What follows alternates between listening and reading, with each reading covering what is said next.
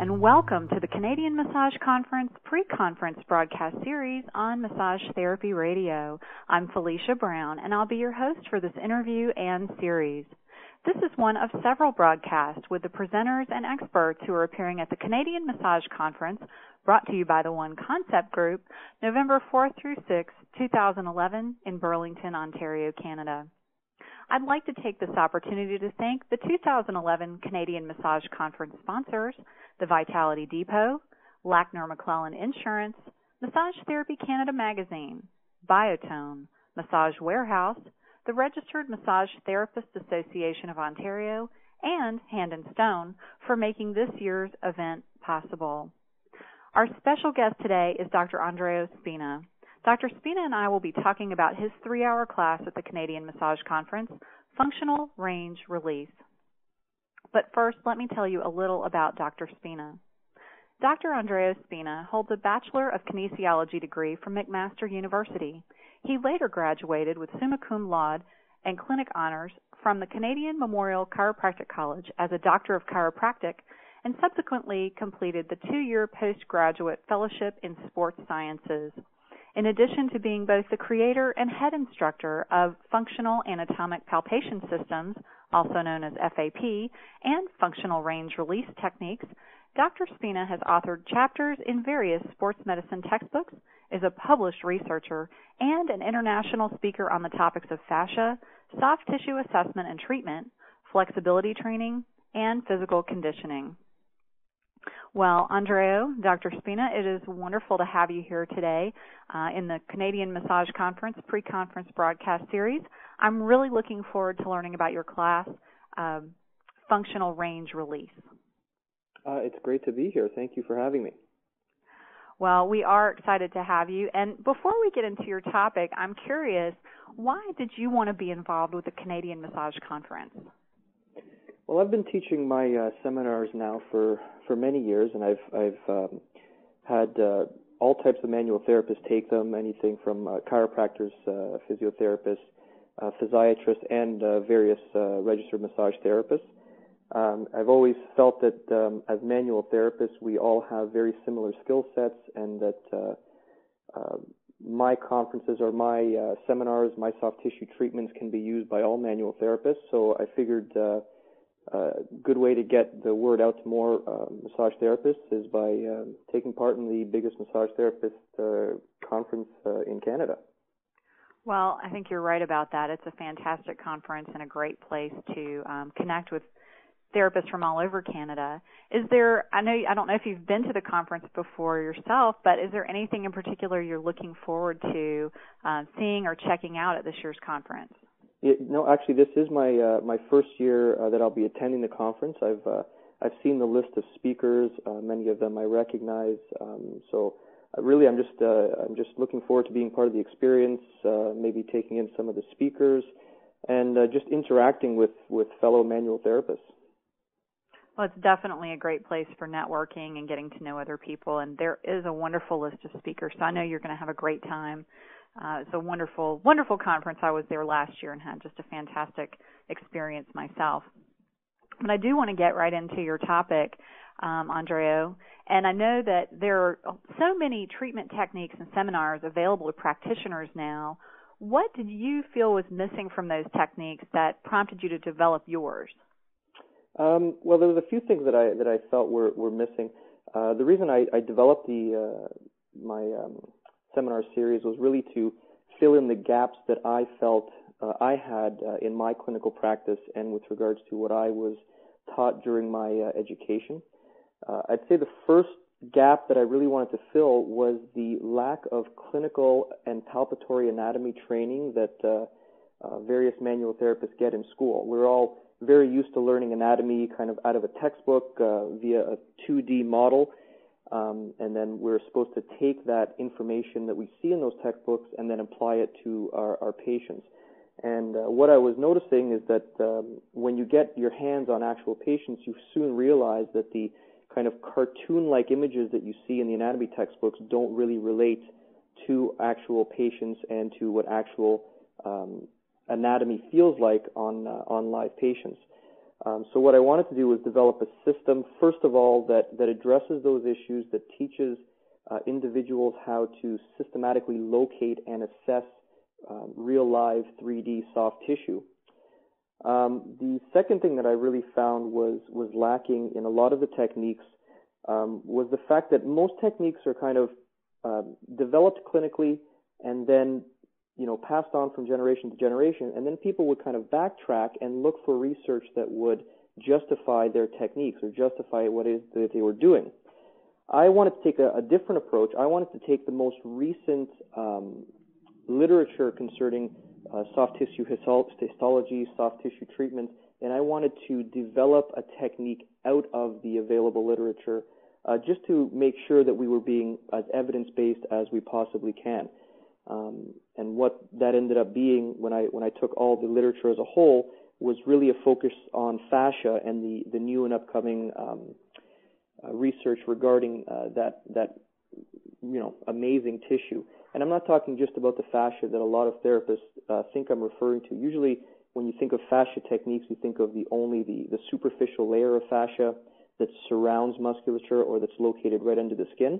I'm referring to all types of connective tissue, the fascia underneath the skin, but also the fascia that envelops muscles, the fascia that runs through muscles, otherwise known as epimysium, paramysium, and endomysium, which a lot of therapists don't consider fascia, but in reality it is. So I really wanted to incorporate or develop a system that specifically focuses on that tissue.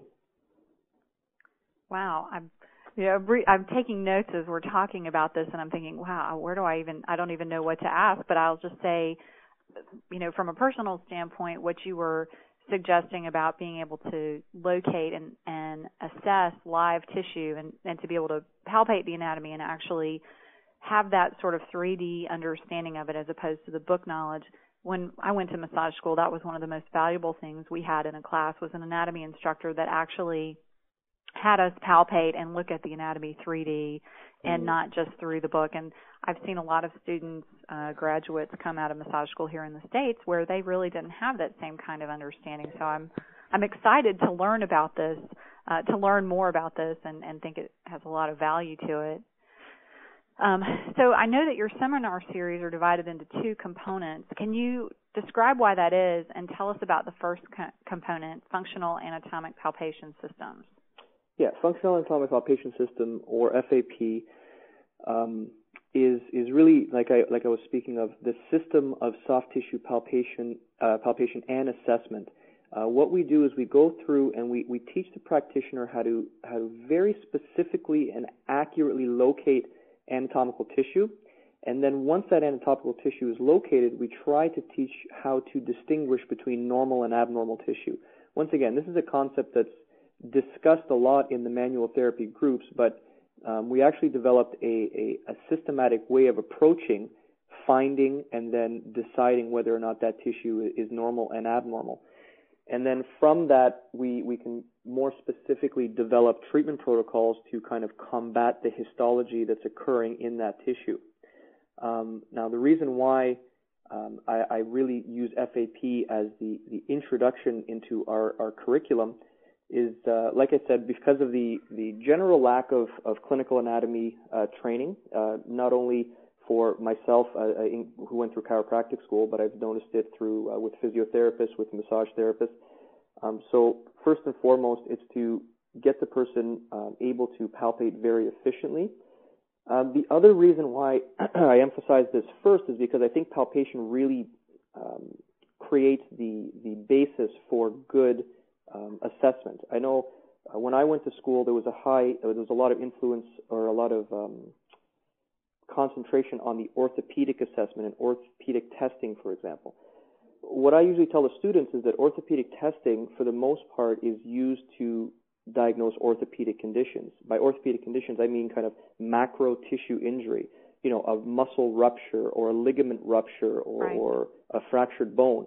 As manual therapists or as massage therapists, in your case, we don't really deal with a lot of macro tissue injury. We deal with micro tissue injury. We deal with fascial fibrosis. We deal with hypertonicity in musculature.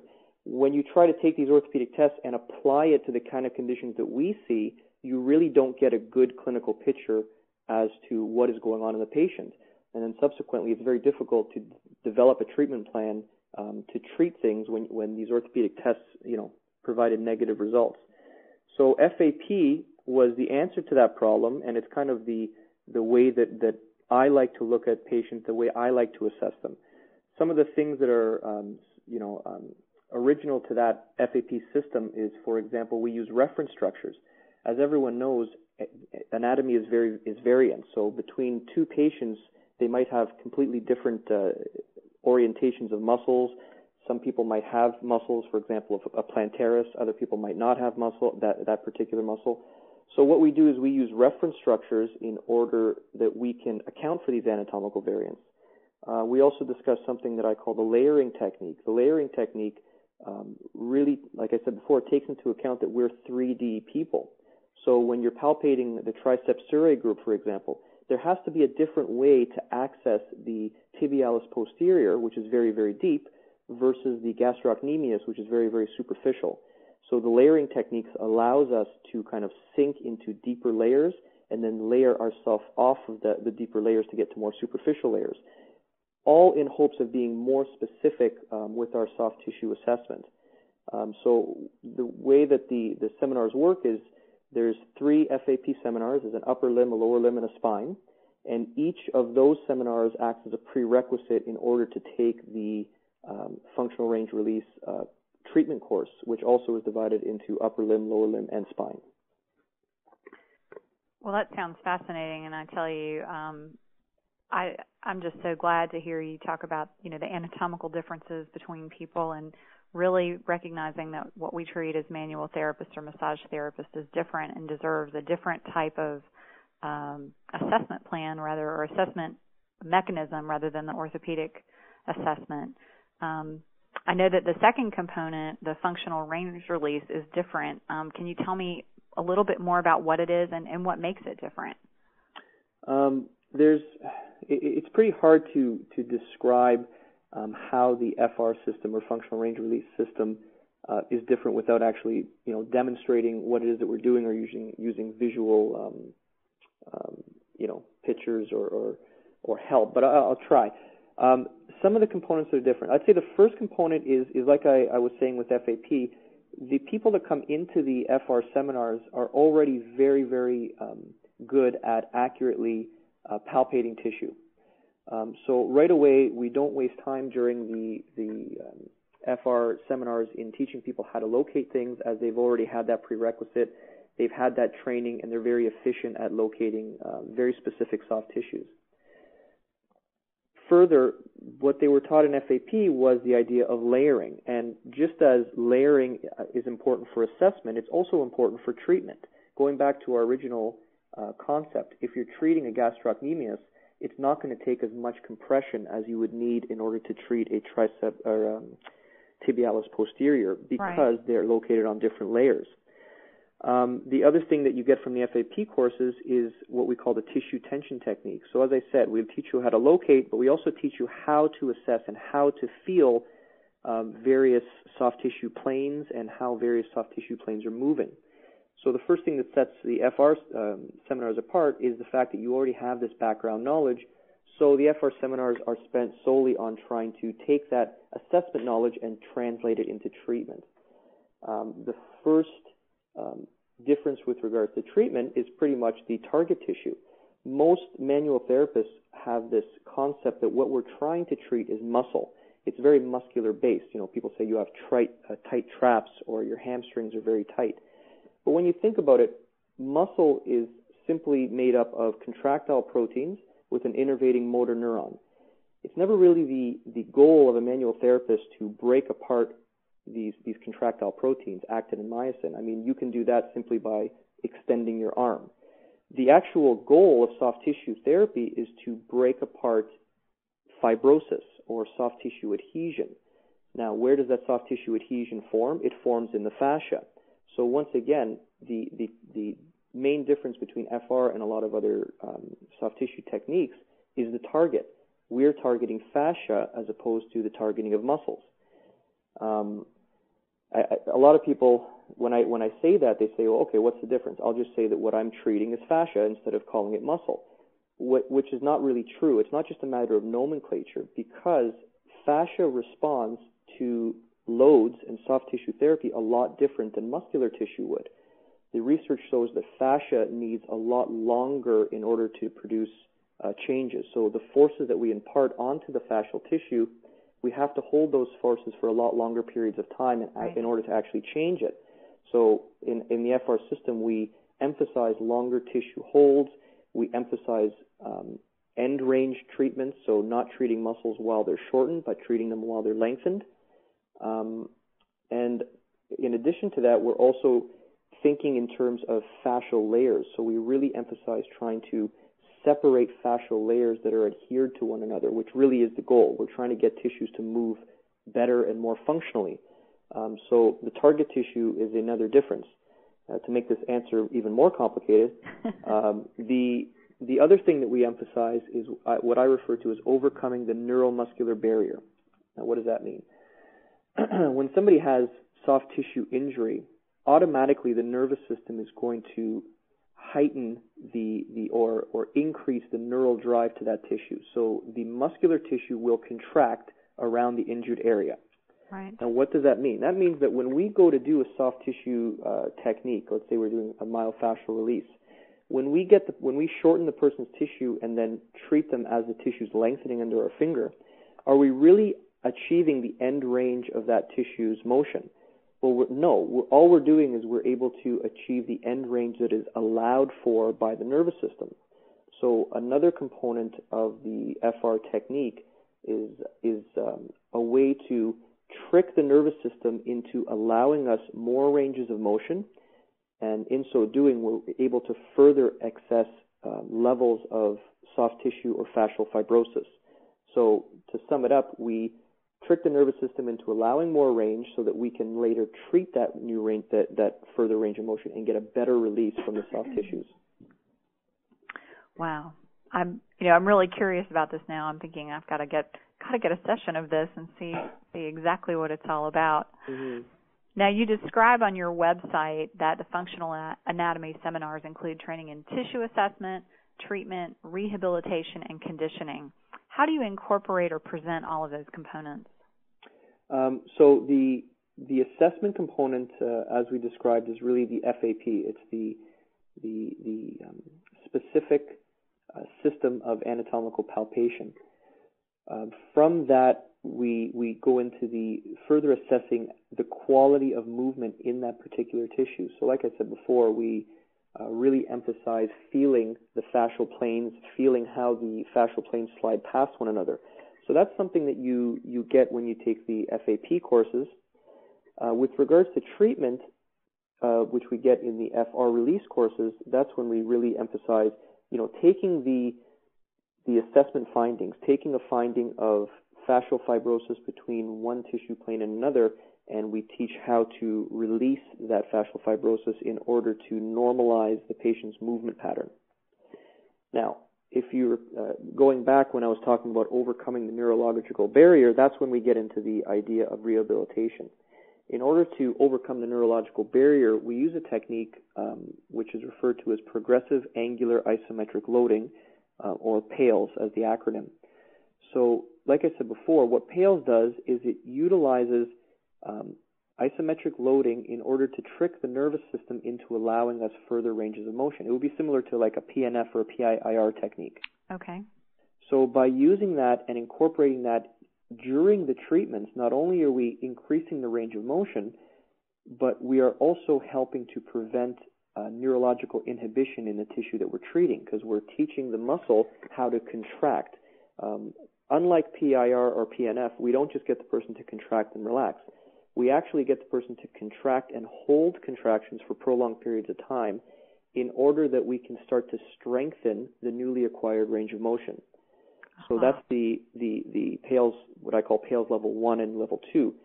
Getting into the conditioning side, PALS level 3, which we also refer to as functional range conditioning, it's really a method of flexibility training where you take these newly acquired ranges and you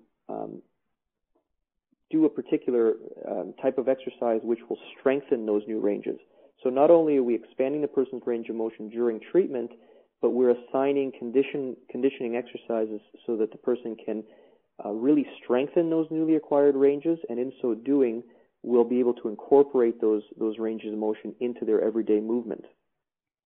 So when you say conditioning exercises, are you talking about things that the patient is doing on their own at home between sessions?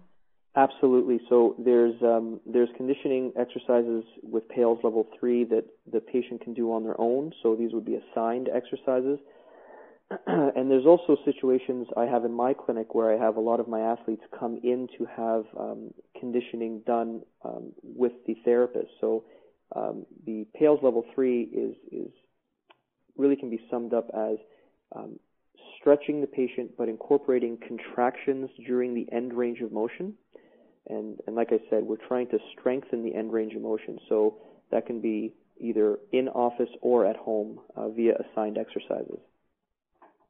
Excellent. Mm-hmm. I think we just did an interview recently about getting patients to do home care, to actually take these exercises and work with them. So it'd be interesting to hear your perspective on if people actually follow the instructions. That's always the challenge, right? Yeah. Right.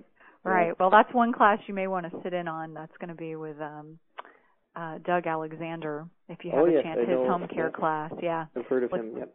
Yeah, I think that's going to be a good one. So it's kind of about the psychology of the home care routine and knowing, getting people to actually do things effectively. So it might be a good crossover there for the two of you. Mm-hmm. But in terms of your class, Andreo, what can our listeners or attendees of your class expect from your presentation at the Canadian Massage Conference?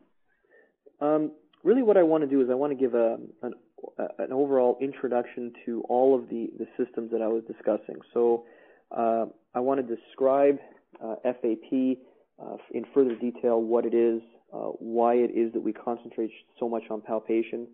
And then I'd like to go in and I'm going to choose an area of the body and demonstrate some of the techniques that we utilize, some of the reference structures, and just give people kind of a feel for how we systematically break down palpation and soft tissue assessment.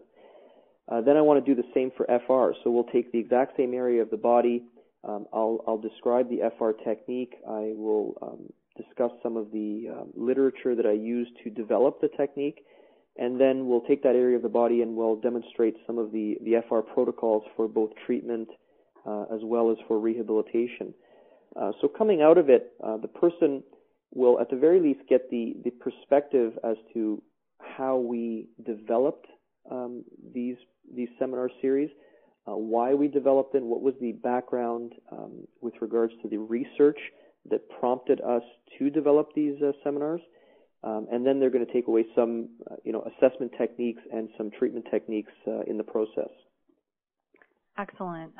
One thing that I'm curious about too, are there any particular conditions that are indicated by this type of work? I mean, that you would say, okay, this is a definite candidate for working with this, or is it just soft tissue issues in general? I think that, well, for most injuries, there's always a soft tissue component. What I emphasize is that what I'm trying to do with the FR technique is to alter fascial composition. Now, what does that mean? Does that mean we only treat fascia? Yes, but like I said before, when you're treating muscle, you're really treating fascia. So the technique is geared towards breaking down soft tissue fibrosis. I always try to emphasize that there's no one technique that you can utilize that will fix everything. I just feel that the way that we approach the fascial contraction, fascial adhesion, this particular way is very, very effective. So we will discuss, indications as to when to use FR release or any type of soft tissue release in general, or when another modality of care might be more appropriate. For example, acupuncture, mobilization, manipulation, etc. Excellent. Now, is there any advice that you have for students who are interested in using this type of technique or taking your workshop? I guess the first piece of advice that I would give is to always think in 3D. Just like we were discussing before, Mm-hmm. The textbook gives you a very narrow perspective as to how soft tissue functions and how it actually feels in a living body. The other thing I would say as advice, I would say that I always make a note of saying that pain on palpation is not a finding in my seminars. And what I mean by that is if you have someone lying down on your table and you're just poking around and the person says, oh, that hurts. Just because an area hurts, it doesn't mean that that is an area that requires treatment. There's various areas in the body which if you push on them, they're going to be painful in anybody. So what I really emphasize in the seminars and in our systems is you have to take your pain findings and then also utilize movement in order to determine whether or not there's an actual biomechanical or movement dysfunction. So I wouldn't treat someone who just says it hurts when I touch the levator insertion. I would have to then take that person, move them around, and see whether or not there's any fascial constriction or fascial plane fibrosis that requires soft tissue type therapy. So those are the two main things that I would say. Well, that's great advice. I really like the idea of thinking in 3D. Mm-hmm. It's great advice for anybody in our field. People are going to want to come and see you at the Canadian Massage Conference, and I'm sure your class is going to be very popular. But for those who cannot make it or who want to learn more about you and the other classes that you offer, would you mind sharing your contact information or website address for us? All of the seminars information can be located at functionalanatomyseminars.com. I also have a blog, functionalanatomyblog.com, where I post weekly case reports. I discuss functional anatomy. There's a lot of video and kind of interactive mediums that I use to try to discuss cases and various topics. As well, facebook.com/functionalanatomyseminars. If you want to come and join our group, we often have clinical discussions on that forum as well. Excellent. Well, I know people are going to hook up with you in those places, but I do want to make sure everyone knows how to come and see you at the Canadian Massage Conference, register and be a part. Let me tell you guys about this conference. The Canadian Massage Conference is Canada's largest exhibition of massage products, continuing education, and new business opportunities for therapists of all disciplines. This year's conference will feature over 50 exhibitors, continuing education classes of 1 hour, 3 hour, and 1 day workshops, including Dr. Spina's, Friday and Saturday night receptions, and a private dance party at Club 54's Retro Room, which is adjacent to the conference hotel. The registration cost for the conference is just $40, which includes admission to the trade halls and all 1 hour presentations, participation in raffles, and giveaways of literally thousands of dollars in prizes between class coffee breaks and loaded goodie bags. Attendees will also have access to many special offers and promotions from the vendors and exhibitors, as well as the chance to have a fantastic time with friends and colleagues. For students, the conference offers a free student day and Smart from the Start program on Sunday, which is sponsored by Massage Warehouse and the Registered Massage Therapists Association of Ontario. This day is dedicated to massage therapy students who are currently enrolled in school or who graduated in 2011 and includes a free gift bag for the first 250 students. And on Sunday, the RMT Career Fair, sponsored by Hand and Stone, will be held from 1 to 3 p.m. and is free to all registrants, including students. All of this is happening at the conference hotel. That's the Burlington Holiday Inn, and I definitely suggest you make plans to stay there if possible. Single and quad rates are just $121 a night, but space is limited, so please make your reservations now if you want to stay there. Also, Massage Therapy Canada is printing the Canadian Massage Conference event program inside an issue of their magazine. This will be given out at the conference and distributed throughout Canada to over 5,000 registered massage therapists. So if you are a vendor or educator who is listening in today and you want to get some great exposure for your products or classes, please contact Christine Livingstone at Massage Therapy Canada for details on being a part of the conference program.